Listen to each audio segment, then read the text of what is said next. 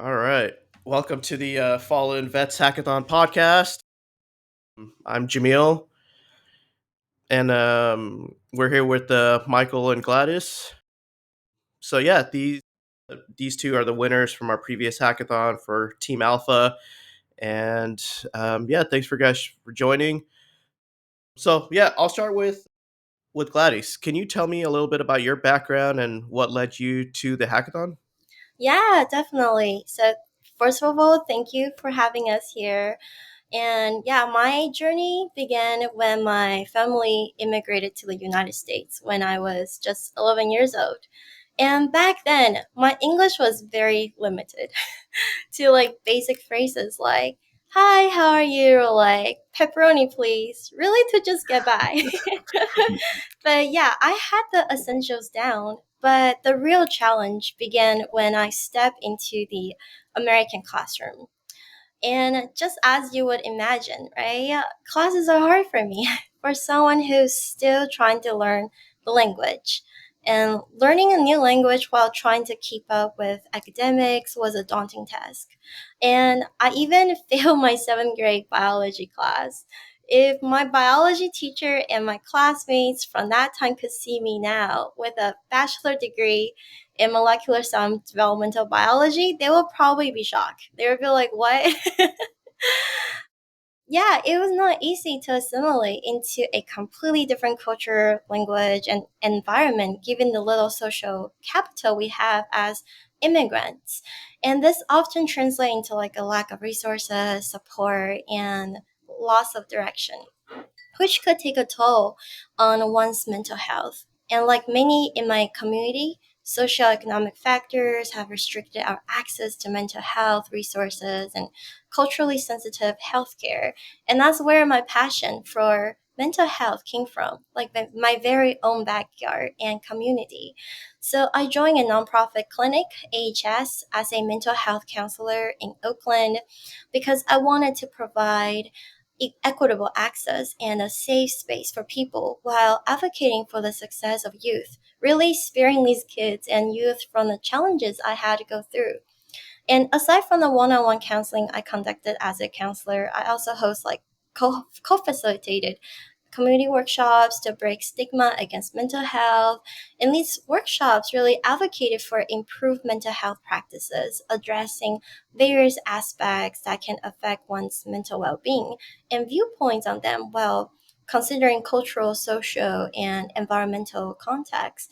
But I knew I wanted to do more, so I wanted to make an even bigger impact. And that's when I turned to innovation in the tech field, which ultimately led me to participate in this hackathon. And I saw app development as a means to create a solution with the potential to benefit people nationwide. And it's just my way of giving back and using my own journey of overcoming challenges as an immigrant as a fuel to drive positive change and in this community and this country that nurtured me into the person I am today. That's awesome. Yeah, from pepperoni please to hackathon. That's a great story. What a That was a journey. great story. Yeah. Definitely a natural. Michael would love to hear your background as well. I don't know if I can follow that. That was too good. Hi, my name is Michael Sigg, former Army veteran, 2002 to 2007. I guess the quickest background I can give, my grew up in LA, which is Lower Alabama. And I joined the military right after, joined the Army right after high school. I lived right outside of Fort Rucker, Alabama, which my parents also served. So it really influenced, I guess, my decisions because I didn't want to go to college at that time. And fast forward even further, after my service, I went to defense contracting for a little bit and had a little bit of identity crisis, like probably millions of other vets. And just about 3 years ago, I got laid off, and I just wanted to think about where I was going next because I felt like the clock is winding down and I wanted to think about tech. And I love tech. And when I say tech, I mean, just generally speaking, I like to build computers, I like to play video games. And I kept saying, I'm looking for a career here because I think coming out like many other vets, it's really hard to find direction and when you're looking for camaraderie and community. And while I was yearning for that, I also had to realize that, the name of the game really felt like, to succeed here, I needed to push myself instead of just trying to get a cubicle job like where I was at as a CAD operator before. And I really appreciated that experience, but I went to a coding boot camp, Code Up in San Antonio. It was okay. But really what accelerated my where I am today, which I just finished an apprenticeship at Accenture here as a software developer, associate. I want to definitely highlight that part, associate. Is when I met my mentor, Matthew Shaw from Google at Google VetNet, and that moment, meeting him and him really taking me in, giving me the one-on-one, because he knew what it was like for coming out of what I did not know, thinking about concepts like big O notation and just algorithms, and just thinking about that, or writing about data structures, or conceiving those ideas of how to manipulate data. That wasn't in my wheelhouse until I started taking technical interviews, and I was just blown away. So now I am also a fellow at formation.dev, and that has really given me a lot more confidence trying to enter the industry, which is extremely tough. And I hope we can get into that today a little bit. But that's me in a nutshell. And I live in Austin, Texas. I should have said that from the beginning. Awesome. Yeah, I love the barbecue there in Austin. I have some Marine Corps friends there. Yeah. So I'm curious, you guys signed up for the hackathon and you guys get, into these teams, and, what sparked the idea for equine therapy, the horse therapy app that your team has built? Yeah. Gladys. Yeah, so actually I joined the team a little bit late. So when I joined, I had some ideas about like what I want to do for the mental health to help veterans. But at the time I joined, they has already like consolidated the idea for equine therapy. But what I love so much about it is that I didn't know what horse therapy is, and I got to do some research myself, and then I grew to like love this idea, and I love how we can streamline the whole process, so helping connecting veterans with the right services near their geographic area, and then connecting funding resources for third party providers. And it just so cool to me that it really is just so amazing that it really is developed come from like veterans' point of view, because I think I'm the only civilian here on the team, and I get to hear about their perspective. I read the notes they wrote from each team meeting. I get to see from their point of view and how like it's really created by veterans and for veterans with their unique perspective and what they need, and that's what I love about it. Awesome. Michael, were you kind of wrestling with different ideas as well? I remember Greg was saying that you guys were considering like a pill counter idea, or some other ideas. Yeah, curious to hear from your perspective on how you guys landed on the horse therapy app. Yeah. Prior to Gladys joining, I do remember us ruminating on a lot of ideas. And I think where it started to manifest was Greg initially had said, let's look at what the VA app actually has, the platform itself, and let's not try to do something that's already in place. And I think Greg was the originator of the idea, and he just kind of threw out equine therapy. And I don't think anybody had anything that was sticking at that point. And I thought it was very, very novel. And it drew me, the idea was drawn to me because it was like Gladys had said, I had never, I never thought about equine therapy. I derived some ideas from equine itself, hearing the word, but I don't think this is a well explored area. And I do think people, I'd say, like I'm 1984, and I think people in our age group are looking for alternative means of any kind of engagement coming off of COVID. So I was like, okay, this seems a lot more intriguing and novel than just making another to do app or something to integrate into another app. So, and really, when I started digging into it, I found it very interesting that the VA was promoting it, but they themselves just didn't have a network really meant for that. So it felt more like there was an initiative elsewhere than the VA coming in. Like maybe some ranch owners or something like that probably approached them and thought this could be a viable option. But yeah, I guess we could go into that later. But yeah, that's kind of how it came about. Cool. So you guys, come up with the idea, starting to formalize a bit.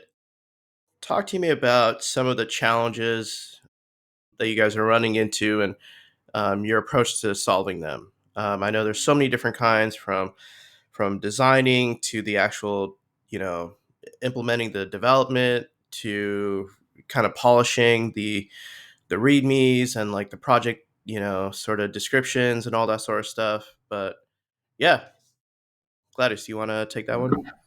Yeah, to preface it, this is my first hackathon. Like I mentioned in my journey, right? I went from like mental health counseling to want to do more. I dive into research, but then now like being in the tech world, developing an app is new to me. And to get my feet wet, really, like Greg knew this is like my first experience, and he asked me for my experience, and I say, really, like I'm the type of person who like I want to do something, I just go for it, right? I go for it, but I try to prepare myself. And at that time, I was taking classes from the free coding website.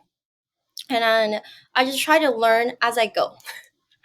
And Greg knew about it, and he as the leader of the team alpha, he really tried to make sure that I feel useful and that I get to like optimize like whatever I know, right? So what I know best is some coding, right? I want to practice more too, and that's why I joined here. And another skill of mine is designing. But I this is my first time in this team setting where I want to communicate with everyone, but then I felt like, oh my god, like everyone's so cool. I felt like I was the only one here with little experience. So at first it was intimidating for me, but then everyone was so welcoming. I remember like when I show the design, people will engage in discussion. And when I have problem with coding, I encounter so many problems when it comes to using GitHub as a first time user. And they're also helpful. Like I'll reach out to Greg, I'll reach out to like, Michael. I remember like maybe a few days before our hackathon, right? We're all like staying up until like super late, and we're just talking like, hey, like how do I solve this problem? So really like our what I appreciate a lot about this team is the way we communicate, the way we help each other out, and people making each other feel welcoming and comfortable even as the beginner here. Yeah. Very cool. Yeah, Michael, do you want to go next? Yeah, and Gladys, I have to say, I never felt that way. Like it's just like you felt like you were so put together, especially on the business side when you were making the ideas of how to form it. I was like, man, like this sounds like a lot more direction than what we have right now. So you Thank you know you. what you're talking about clearly when you're making, especially when you're talking about a high level of outlining maybe perhaps what it could be. And yeah, I would definitely say when we're talking about obstacles. I I mean, I can't pinpoint every single one, but I could definitely say that when it came to design choices, Greg was pretty much the architect of everything, and we kind of just kind of piggybacked off of his experience because I think Daryl and we didn't.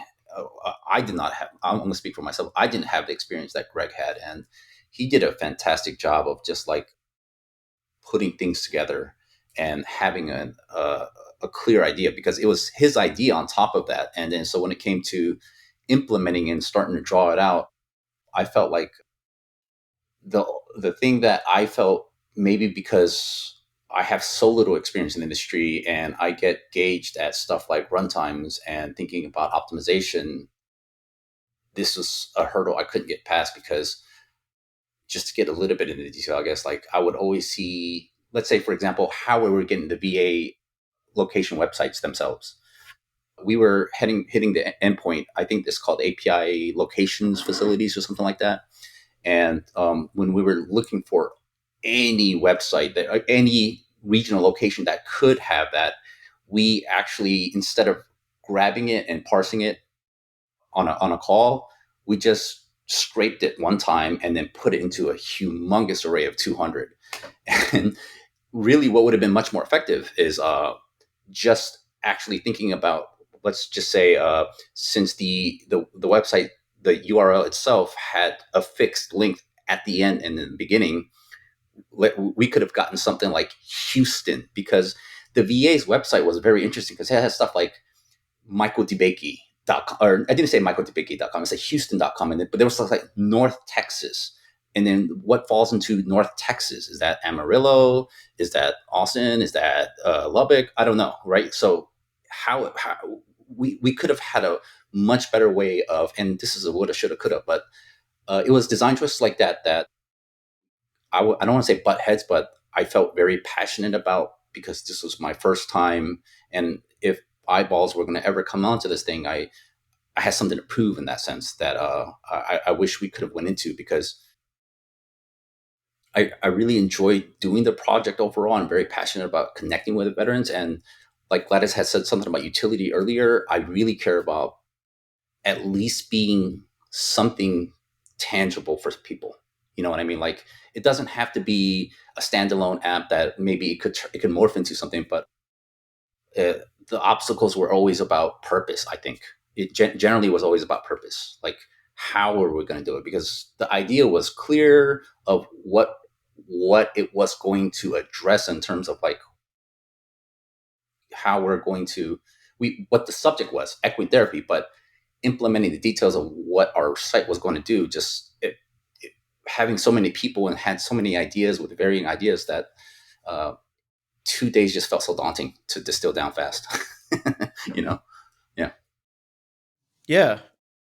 So in these moments of conflicts and just like challenges, what kept you guys pushing through? You're running into something totally foreign with Git, or something totally foreign with designing on Figma. What made you guys stick it through and be like, I'm not going to log off. I'm going to continue to show up and put in effort.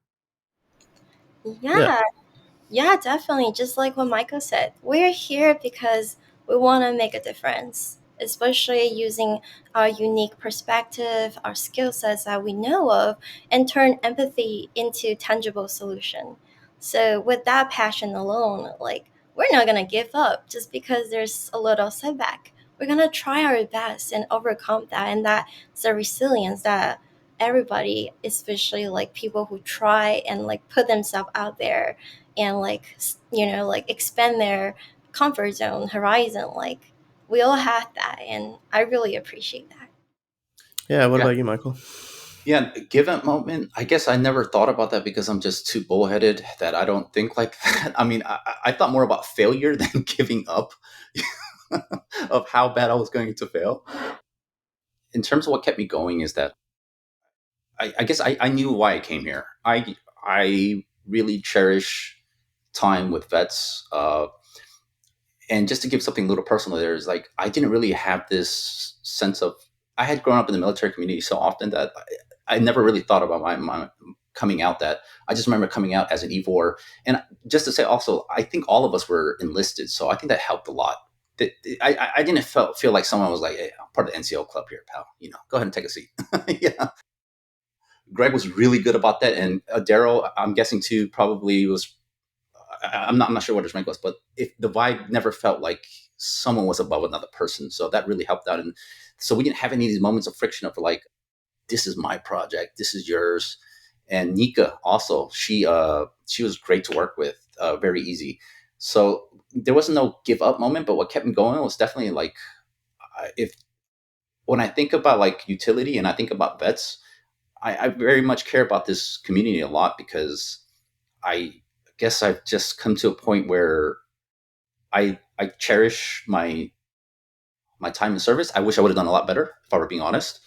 but I really think about all the people that had come before me, and if there's some way I can try to find a way to make a bridge in any way, if that's it through the app or explaining the app or helping somebody make their own app or what, but that's what was on my mind and thinking like, all right, if this is a chance that we're around other vets doing something that we care about, and it just, I don't know. I don't think about quitting. I'm thinking about how can we optimize this? How can we truly make something here rather than just, you know, making some novel idea that we're going to throw at Y Combinator, which will never happen.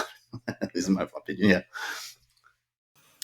Cool. So as you guys are working through this, can you share some memorable team moments that occurred during the hackathon, whether it was with the VR space or whether, something late night?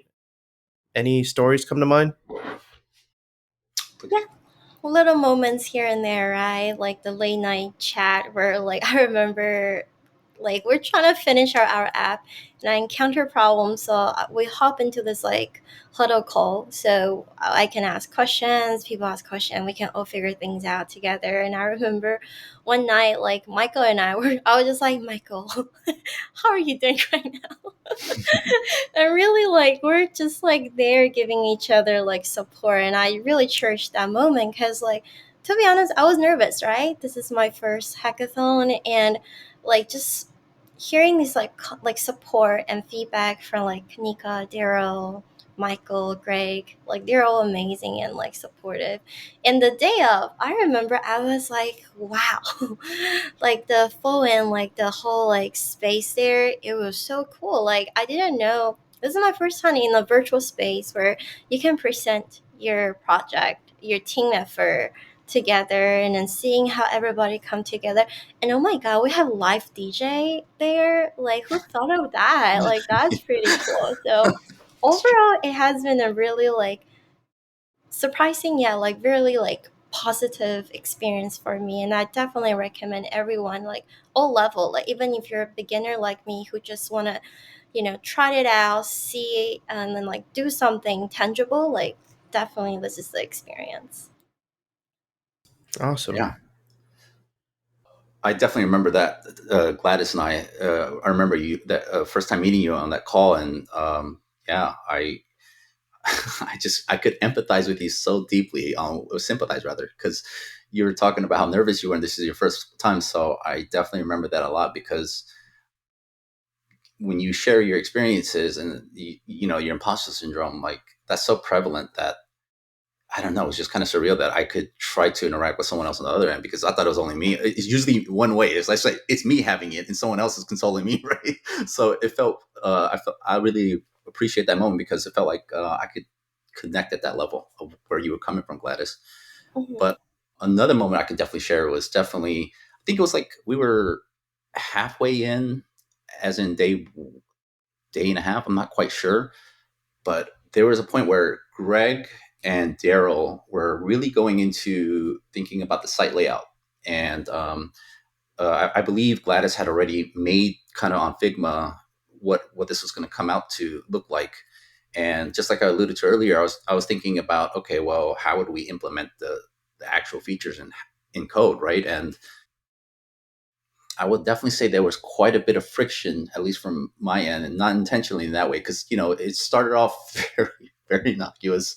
Oh, that's nice, that's a great idea, and we started getting into a little bit of, let's say, server calls and using methods on strings and arrays, and I was really hell bent on that, and I was like, hey, we're already, let's say, already into a loop, and we're already nested in so many times. Why do we call these instances? And maybe that's just how junior I was because this was an MVP. But what I appreciate about that moment is that that was my first time actually being in a production setting where people cared enough that they were willing to hear that idea. You know what I mean? Because typically I'm doing a side project on my own, or maybe I do something with my boot camp, and we're just trying to get across the finish line here. You know what I mean? It was just, tomorrow it's over. And here, I could definitely tell everybody was really in it to win it. And that moment right there really made me feel like this must be what it's like to be in a production team. Like at a smaller scale, but where people have butting heads and get along and try to integrate as much as they can with each other. The outcome of that was they listened to my idea, and I think we ended up putting to, let's just say again, using that because Adriana had made a big point about that when she gave us the critique about the website. We had literally 2,000 on on that list, and we just threw it into a set just to take all the unique IDs. And I was just like, hey, the server has memory, so we can't just be putting stuff like that up there. But it was really, I really appreciate that moment because I had never experienced anything like that yet at that point. Very cool. So you Yeah. guys, obviously bring such diverse backgrounds into this team. What would you say you got? What strengths did you guys bring in, and how did you guys play into those strengths? Yeah, so I feel like for me, my strength definitely coming from like the academic side of me where I love doing research, and I suggest the user data. So I create a survey. We try to survey some veterans before to like get an idea like what are you looking for in this app, and like how can this be useful for you, and like what can we do. I want to hear from their perspective because again I truly believe like these are the things we try to do. We're trying to connect and meet unmet needs and then try to create a solution that's useful. It's not just an app, it's a solution, right?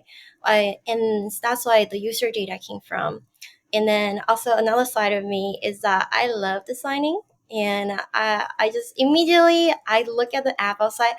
I want to design. I want to design the loading screen. I want to design the footer, like logo, and like I can't believe that like one day I can use my love for art, for design, and use that in a way where people could like connect with and use that app for something for a greater impact, and love it. Yeah.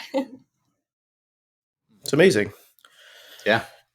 And it came out that way too, by the way, Gladys. Like when you designed, especially our slides at the end and your Figma design. Like I think you were the one that came up with the phrase, "What are we galloping towards health" or something like that? Yeah. Gallop toward wellness. Yeah, to wellness. Yeah. So I was just like, I'm very, very opposite. I'm not typically, let's just say, front end or design oriented. I do consume and I love art in all expressions, but as you can probably sense at this point, I'm very critical of many parts, including myself. And in terms of strengths, that's not me to say, but I do think being inquisitive, I like to think of as a strength because the more complacent you become, and this is double edged, right? Like, so you can go down too many rabbit holes, but having that healthy obsession of thinking about, are we doing the right thing earlier, I feel has a lot of advantages more than disadvantages, because as you sharpen that skill, you know what is probably too deep over time. And I can't say I have a knack for that, but I think my biggest strength is I can at least say that, why are we doing this in terms of utility of, is this really worth the squeeze? Like, what's truly the MVP here? And I don't really like going down all optimizations, but if it's a 20/80 on our side with us take of our efforts 20, that's worth it to me, right? Like I think many people use that type of terminology, the Pareto so principles, and yeah, that's kind of where I think most of my ideas come from and of my framework of thinking, because time is the actual resource that is the most valuable and finite. Yeah. And yeah, like honestly, Michael, like you're amazing. Like for just keeping us grounded. Like you ask questions, you're not afraid to speak your mind, and I love that side about teamwork. We each see something that we think of, and how can we make things better? You push us to do better, right? By in your using your strength and you question and we improve together as a team. Thank you. Really appreciate that. Don't hear that too often from my wife, at least. So how did you guys reconcile with disagreements or differences in opinion? How did you guys work through that? I feel like Michael should take the lead. Yeah, I think what really helped out is when we met earlier, that little bit of part of before we had said who's going to be the roles, getting to know each other, and we knew that we were military. So like when you talk to other vets, I feel like it's a lot easier to open up. We don't have to do like, oh, where are you from, and all the formalities. We just kind of start cursing, for we're being honest, and and just throwing out ideas out. Hey, what's your background? All right, nice. Let's go into the stories that really matter. And when it came to challenges, I knew there was no bad vibe, and everybody was coming from a good place. We were very much aligned, at least that we wanted to commit to making something useful first, and then defining what useful became kind of took out a lot of the edge. So like the incidents I was telling you about earlier, I had some parts where with Greg and Daryl individually and as a collective, as a group, but I don't think anyone ever felt like, at least I hope not, that it was too much. So it felt very open ended to ask questions. I don't think we dwelled on any point where we couldn't resolve them. So that doesn't mean that someone didn't speak up and say, "Yeah, that's really not a good idea." For example, I very much disagreed with Greg's idea of needing to crawl websites to find outliers of providers for the app. Like, let's say, for example, a lot of the actual so the VA facility has its own for equine therapy, but what we had to find external to it was that the VA didn't support was that there were already organizations that were vet owned, maybe ranches and stuff like that wanted to provide this service too. So we had to start looking for them. So there was so many .orgs out there. I don't know if they were all nonprofits or not, but it was very centralized. We were drawing from really big hubs. I think there was 3 or 4 that had consolidated by state that providers that wanted to engage in that activity. But I didn't really like the idea of crawling and keep looking through all websites for whatever the intervals would have been.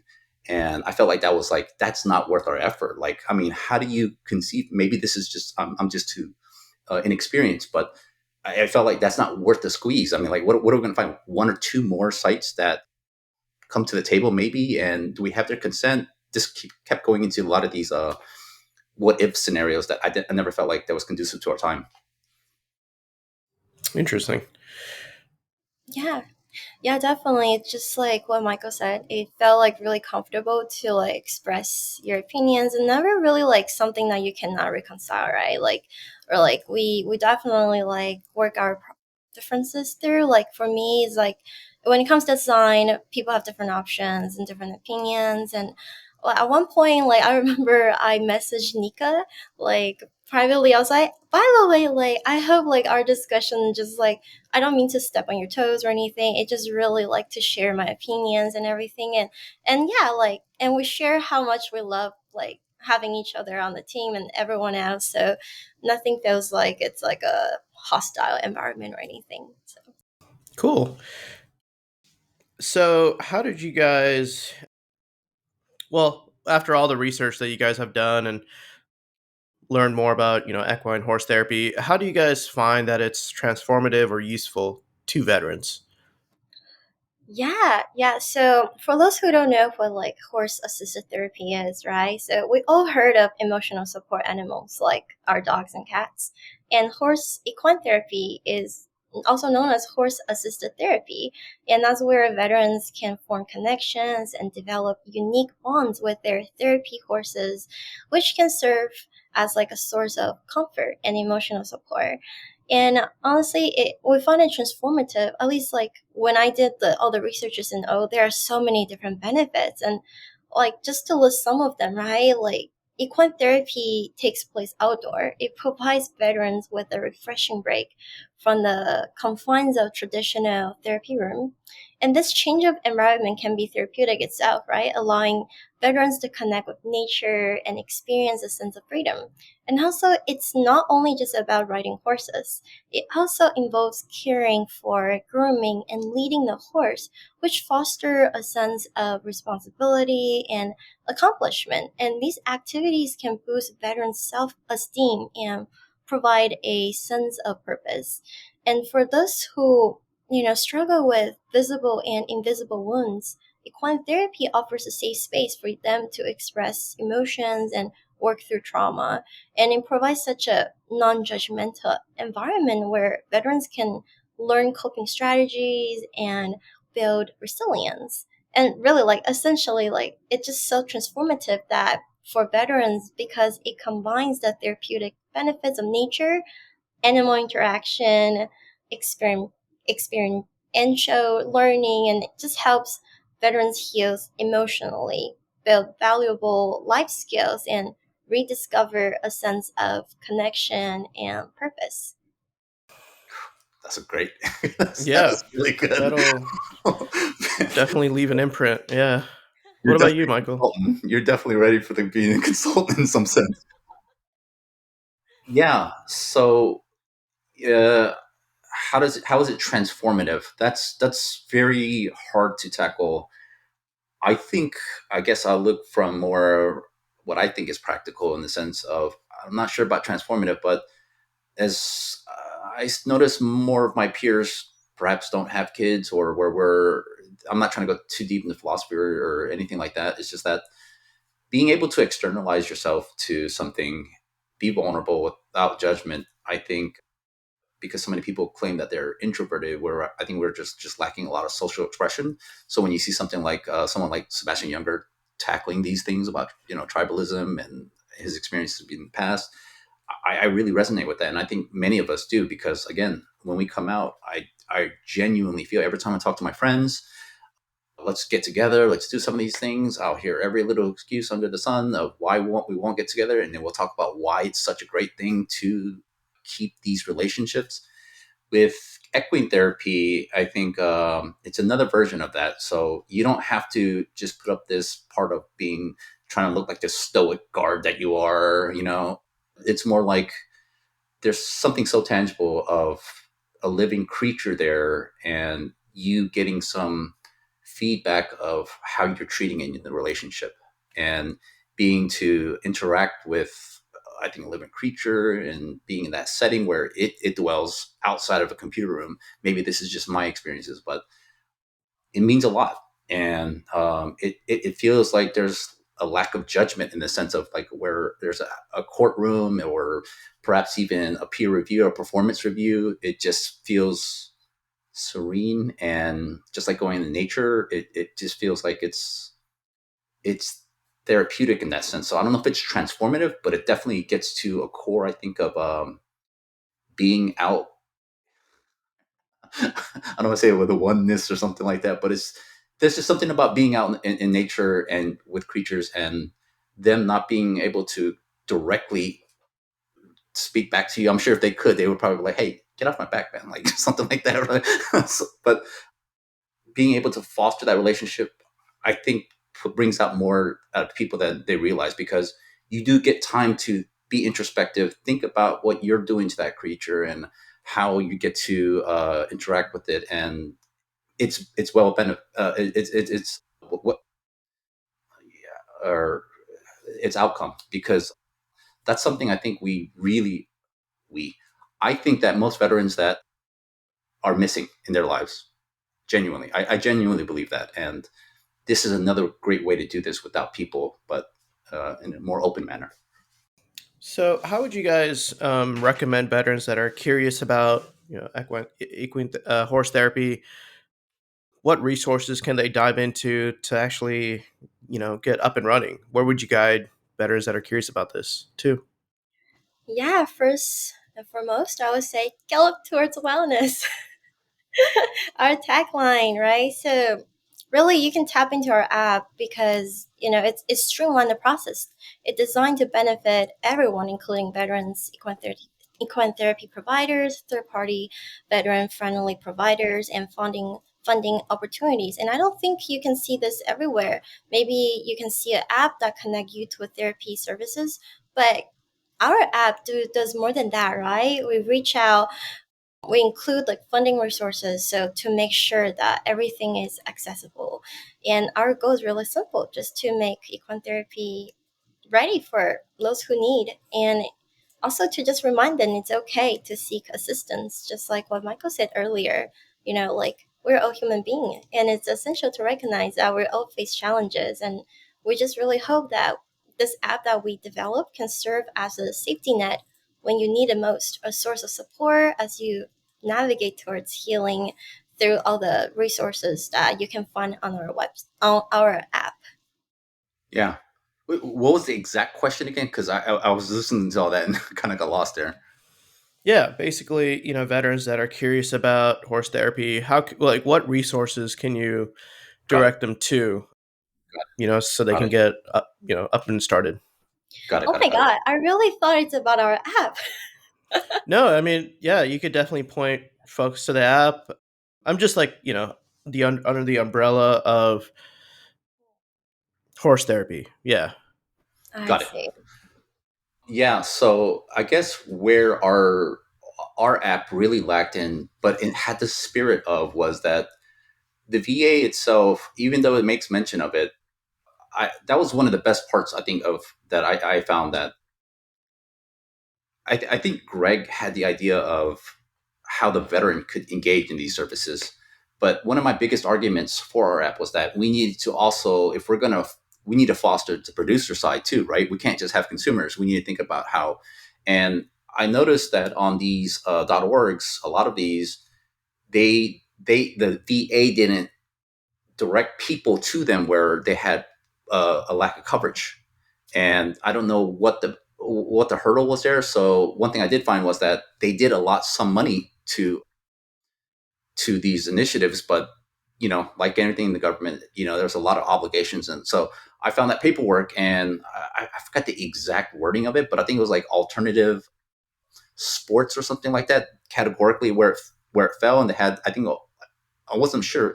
Was it $1 million or something like that? I don't know how much money comes into getting to that point, but to foster that relationship of starting that. So going to these .orgs would be truly the most effective way, because what I did when I started going through all these websites to see who had already been doing these things and trying to offer these services, I don't know if there was money involved or not, or they're like saying, hey, we'll give you free lessons one time or whatever. But if you really wanted to truly explore that, I would highly encourage anyone to go into. I guess I'll find those links for you afterwards and send them to you. But there was one site in particular that had literally A to Z, all states and all the ranchers that were participating said we were veteran friendly. I think that was the actual wording. They didn't say we directly give you service, but we are very open to those type of services, because the VA, I think there was only two sites that the VA center itself, because when you go to the VA center's website, let's say Houston, and I think the other one was in Utah, it was very regional. So it looked like it was like a SharePoint or something like that, and they were managing it themselves, because the Utah website was phenomenal. They were like, hey, here's who our services are going through. Here's what it's about, how to book a time. And the VA's website, you couldn't do it directly there. They just gave another link. And then on the Houston, same thing. But every other place, they said, we do participate in this service, but they won't give you any resources. So really, I think the biggest way, and what our app wanted to do initially, was have Google Maps and say, okay, hey, if you give us something near that facility, if you're looking for that facility, we'll try to draw a circle or radius around it and say, hey, even though there is no VA direct support from equine therapy, we do have people that are veteran friendly in this area, blah blah blah. But I just, it was my idea, but I just didn't have enough skill set yet at this point to start mapping what that application could look like. I brought in Google Maps. I wanted to draw in circles, but of the radius, and like, was it going to be only from where they share their location? What if they come through a VPN? What if all the what ifs coming in? And I was so inexperienced with React at that point. But that's another part I would really like to appreciate to explore, because that's something going into other apps I think would be very, very useful, right? Like, I think this is a very common feature in others, but yeah, if you really wanted to get down that, those .orgs are definitely the way to go get into it. And without a doubt, I'm sure there's providers that are not listed there in your area as well. Awesome. How did you guys come up with the tagline, Gallop towards wellness? Really, it's just playing with the word and using my creativity, and just I love having fun with words and just puns and everything. So I just thought of it as Gallop towards wellness with a horse theme. That's awesome. What are ways, listeners and, the veteran community and other communities, how can they help amplify the prototype that you guys have built? Well, Michael, do you want to answer first, or? Yeah. So please, if it's directed only towards equine therapy, I highly encourage anyone to look through our work already and use that more as a template of where we were going, because clearly it was a very MVP idea, but the spirit is there of what we were trying to do. So what I think the biggest challenges were defining is, how are we going to help? What does helping look like? And since we're not producers ourselves, we're more like maybe like an aggregator for this information. Are we crossing over other people's ideas? So right now, I think last I checked, we listed all the sites, gave them direct links to those organizations I just told you about, where we got all of our data for that were very veteran friendly.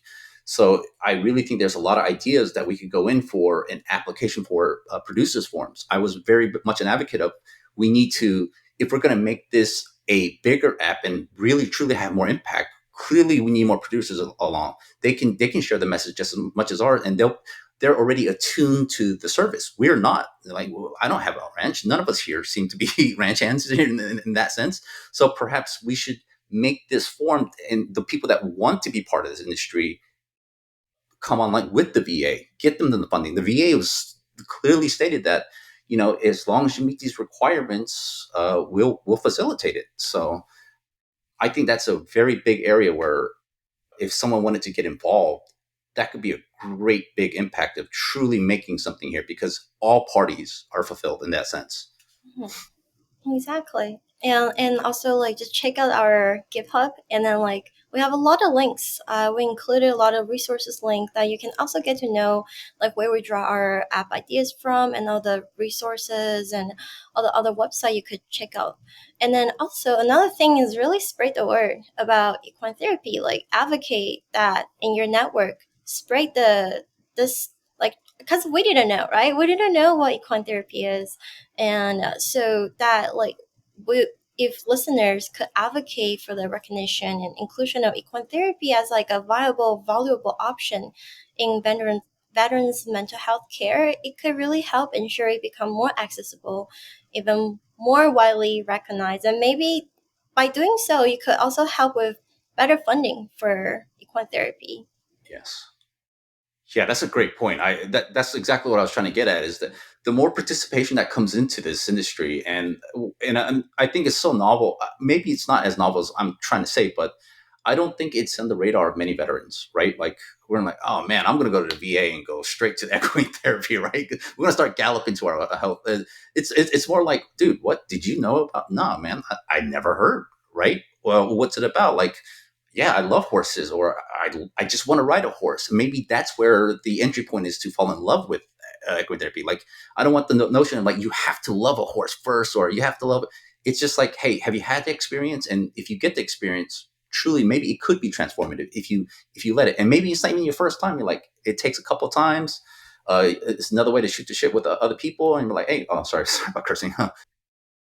Yeah, it just feel like we need to worry more about the producer side, though, like she said, because once that starts exploding, I think that's another entryway for more people to come into the program. And I really think someone could make an extension out of that a lot more than what we did. Just making you come to our site. Maybe we could find a plugin or something like that would be an interesting way to explore. Cool. Yeah, we can definitely curse here. It's totally fine. Going beyond the app, well, how do you guys think tech will further help access to mental health? Yeah, technology definitely holds potential, right? Significant potential in enhancing mental health support for veterans. like mobile app, right? Telemedicine, virtual therapy sessions. It can all break down geographical barriers. Like during pandemic, actually, telemedicine is what we use. Like when I was doing mental health counseling, I was able to conduct virtual counseling session, and hopefully, like more people and like with artificial intelligence and like data analysis can help also identify like veterans at risk and tailor more preventative intervention to their specific needs. And also like wearable technology too. I envision, like more people tap into that, trying to like maybe like a watch or like something to help managing their mental health condition in real time. And yeah, like what are your thoughts, Michael? Yeah, I guess my first part is I think this is applicable to everybody that when it comes to mental health, especially tech, without a doubt, is the tool set of everybody. Every company is expressed through tech in this day, if you ask me. And but in particular to veterans, I would definitely say we're not exactly technology inclined in the sense of we're technology first in our thinking, especially perhaps groups before me. When I go to the VA, I don't really see a lot of Apple Watches out here and pick out their VR, AR walks, and they're just going straight down the line. But that isn't to say the other part of this is that for vets, I think when we think about mental health and that type of accessibility, we really hone in on the VA. VA is like where we like, everything is encompassed in the VA, and I think we're at odds when we start only coupling only the VA to our wellness, because I think it's a valuable service without a doubt. Do not get me wrong; it is all encompassing, and it has and the facilitators are amazing, but I do think we have to realize there's a reason why we give the nickname the Beast to that system. Is that if you're talking about individualized services, that is going to a little bit fall on us. And when we think about how tech will further that, I think it will really have to be much more of an initiative on our end. Like your was a Team Rubicon founder there himself. I had heard of that organization many times and seeing, and I've seen infinite amount of groups like that, and it's those initiatives that truly drive people forward. And what tech will do is at least connect us, but I think other than maybe like using ChatGPT for coding purposes, if you're trying to get into tech, I'm not sure if that's where we were trying to go, but mental health portions, the biggest part is I really think it's just at least connecting that way. Maybe it's through these calls or talking individually, but what we have to do is use the technology to increase our engagement physically.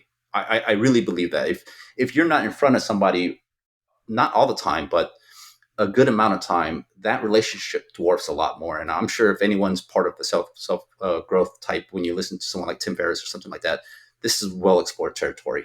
So I really think what tech is doing is it's enabling us, but only those who participate. And I really want to say, my friends and peers, I feel like they see tech as just a Google phone, a search, and then just be done with it instead of thinking about how to utilize it to go further with it. You know what I mean? It's just, here's a search site. I'm going to go to this place, end of it, Yelp, whatever.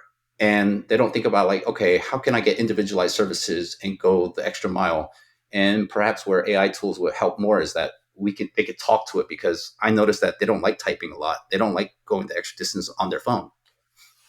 Yeah, absolutely. Just like what Michael said about like this is about how we utilize tech. Like technology itself can create impactful solutions, but how can we utilize that? And one thing like I think we touched upon like previously is like how can we gather the voice of the user and then like try to amplify that like what Michael just said, like some people they don't really use tech, well some people use like computers in different other ways, and other people are on like different levels of like technology like abilities, right? Some people don't even know how to use iPhone. So what can we do to really tailor to the needs of the people we want to help? And that's why following vet like this hackathon is really amazing because it gathers veterans around the nation, and they try to think about like what I like from my perspective, like what I need and how can I relate to like a bigger population, like bigger community, like what if this is what I need, like I bet if this is what like their needs, right? I bet it's like 1,000 more, like thousand more people going through similar things gonna need the same thing. And that's why it's so cool to have tailored technology to like as a tool, to tailor to a specific personalized needs. I want to double click on that too, Jamil. Like, I want to Yeah. thank you very much for this event because I Yeah. think what we get in our own ways will. I doubt any of us would have came in here just to be like, "Hey, you want to meet other vets?" No, I doubt that. But what this event got us to do is, it's like just. I have so many friends. I think, man, you know what? If I would have not been doing push-ups with these dudes, I don't think we would have ever been friends. Honestly, because we have such varied backgrounds. But when you're getting messed up and doing the same things everybody else is doing, it's just like those barriers go away. And I highly encourage that when we're talking about tech and well-being, and they need to take not they. I hope veterans explore the idea that it doesn't need to be someone giving you the solution, that you also see opportunities like this of your development to be what the well-being needs to be. Because a lot of us, I feel like, are very so prone to, I'll see guys and like, oh man, I'm trying to get that 100%. I'm trying to get that extra 10%. And I'm like, hey, look, man, the margin of difference you getting, even with the back pay or whatever it is that you're trying to do, I'm not saying you don't deserve it or anything like that. What I'm trying to say is it really worth that extra amount that you're trying to do when you could be doing self-expression? Because if time is the factor, if you're talking about well-being, I strongly believe that utility is what well-being really is for you. That's what happiness is. And when you get to externalize that and impact other people, even if it's not like, oh, I made a great app that you're using, but like, I really appreciate those experiences. That is mental health and what tech is doing, because it's giving us tool sets that I think many of us people, as people, don't have. Like, for example, if you don't know how to code very well, like myself, I don't think ChatGPT gives the best code, but it's better than hounding someone that has a little bit of time and just saying, "Hey, how do you go through a for loop?" It's something small like that. You know what I mean? Yeah. So sorry. No, you're fine. Yeah. So as we wrap up here, I'd love to know if you guys had a specific workshop or speaker that we had during the hackathon that sticks out to you guys. Just to kind of refresh, we had a speaker from Uber. We had Jake Wood as our fireside chat keynote he's the founder of Groundswell and Team Rubicon. We've had a mental health professional. We've had workshops on like job tactics and strategies. We had a social media workshop by David Wayne. We had a meditation sort of session, which was awesome as well. Yeah, I would love to hear your feedback on any of those. I just want to honestly big shout out to like everyone who gave a talk during the hackathon. I think it's just so useful. They speak from their experience, and they really show us like what resilience and what like pushing through and finding ways is possible. And they really come back and trying to give back and give more resources and showing us like their path and like what if you want to like going through similar path, like what can you do. And honestly, like, the coaches are really nice too, Adriana, and super nice. I remember like she asked like, "Hey, like after we won the first place, she's like, "Hey, do you guys have a minute? Let's chat." They provide great mentorship. They so welcoming, so supportive, giving great advice tailored to our app. How can we make our app even better? How can we even like commercialize it? Or like how like what are the things that we should like be proud of, like during this process within the team dynamic. And we get to listen to all these feedback that I find I'm just very grateful. And those are very invaluable too, like our own personal growth as well. So. Yeah, Adriana is definitely the best. Glad to have her on board. Yeah, what about you, Michael? She was fantastic. Yeah, I really I didn't even think about that sphere. So that shows you how Gladys is thinking. I really appreciate that shout out. Yeah, Adriana was super. She took a lot of time for me too, and I really appreciated her taking me in as a mentee for that time period. And again, I appreciated everyone being there, especially Jake Wood was someone I don't think I would ever been able to see, because I mean, like when you see Team Rubicon founder and Groundswell, I'm like, well, I'm never going to talk to that guy. Just to see him in front of us. And I want to give a big shout out to Michael Pett. Was that his name? Michael Pett? Michael from Uber. And because I got to take a test after that, which I bombed, but I really appreciated get to see what the name of the game could look like from Uber. And one that really stood, I think his name was Ted Benson. That was the AI guy.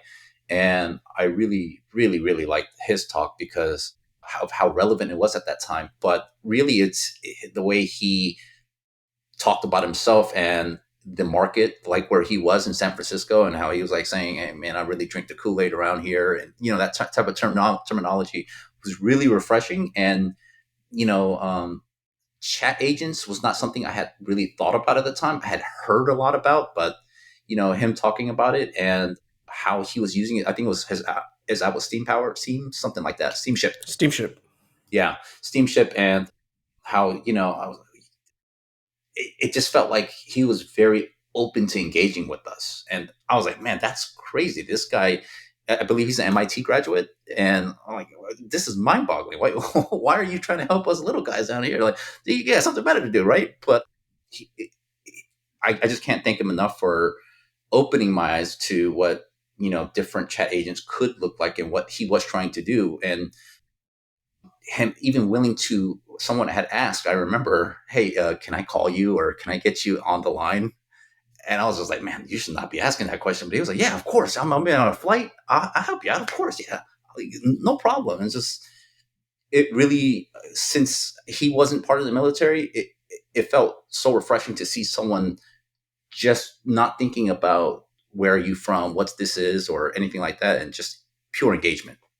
Yeah, I really appreciated that. Yeah, absolutely.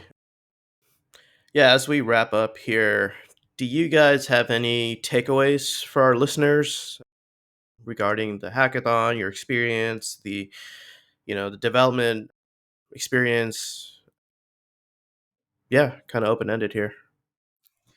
Yeah, really, my key takeaway for our listeners today is really take action, right? Take action and always aim to make the most significant impact possible. Like many of us here have stories of resilience and empathy, and the real magic happens when we transform that empathy into meaningful action. And when we channel our empathy into action, we have the power to create solutions that truly matter. And in this hackathons, the app that we develop, and along this journey of making a difference, you will have the opportunity to connect with incredible, resilient individuals who share your passion for change. And that's what happened during this hackathon when I met my teammates and all the other amazing speakers and coaches that we met along the way. And they will inspire you just as much as you inspire them. And as you work together, your compassion will not only impact the lives of others, but will also enrich your own personal growth and resilience. Yeah, I would definitely want to say if you are a veteran and listening to this and you're interested in tech, I can't say enough about Fall In. I genuinely mean that's just not because I'm here. It's just that I have tried to join many other hackathons, and there's a registration process, and they vet you, which is a good thing. But if you're a veteran yourself and you're listening to this and you've only just thought about, oh man, maybe I should. I hope you, whenever our next event is, come here, because Adriana herself was a past participant.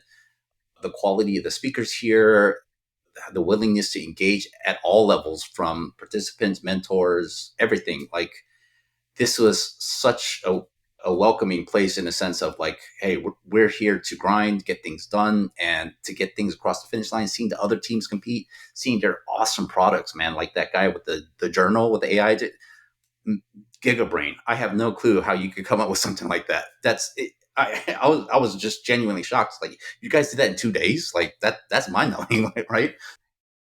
But I hope, like Gladys reinforces, that please take action rather than contemplating, because it might give you that quick dopamine hit of like, oh, I could do that.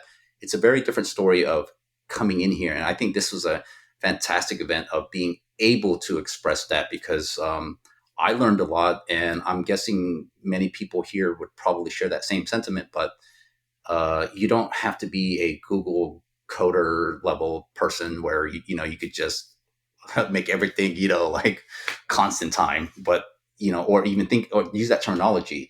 The whole idea is at least getting an idea together is very meaningful, and I'm sure Jamil could attest to this much more. Is that getting something off the ground is way, way, way more than shoulda, woulda, coulda. Yeah. Thank you for that. Awesome. Well, yeah, I appreciate you two coming on, and this was a blast, and super stoked for our next event, and hope you guys will check out our future events. Yeah, thank you so much. Really Yep. appreciate Thank it. you.